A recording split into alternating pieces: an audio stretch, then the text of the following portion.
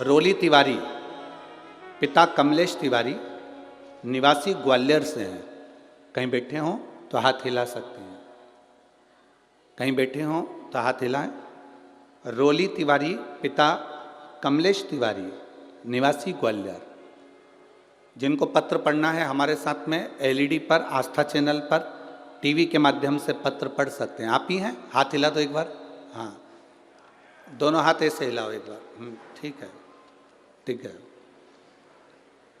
रोली तिवारी, पिता कमलेश तिवारी, निवासी ग्वालियर। गुरुदेव, मेरी भाभी 2020 से अचानक बीमार हुई, जिससे उनके सीने में दर्द हुआ। दिखाया तो सीने के अंदर एक गांठ थी, चेस्ट में गांठ हुई।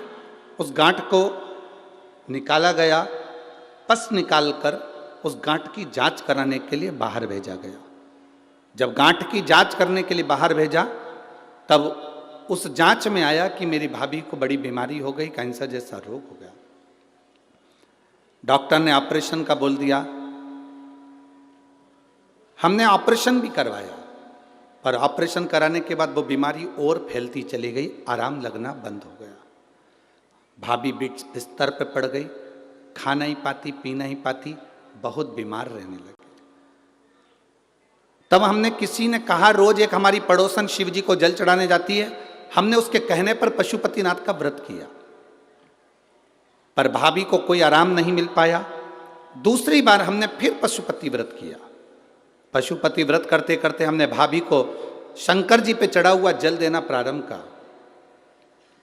जैसे ही शिव जी पर चढ़ाया हुआ जल देना प्रारंभ करा, तीसरा पशुपति व्रत हुआ गुरुदेव, जो 2020 से पलंग पर पड़ी थी, एक अंश भी हिल नहीं सकती थी, उठ नहीं सकती थी, चल नहीं सकती थी, खा नहीं सकती थी। हम बाबा का क्या गुणगान करें गुरुदेव। बाबा बाबा है। हमने शिवजी पर जल चढ़ाकर उसको देना प्रारंभ करा और एक बेलपत्री उसको देना चालू करी। बाबा की कृपा से उसकी रिपोर्ट भी नॉर्मल आई और 16 अगस्त से उसने चलना फिरना बाबा की कृपा से चालू कर दिया। अब उसको आराम है। आराम है बाबू?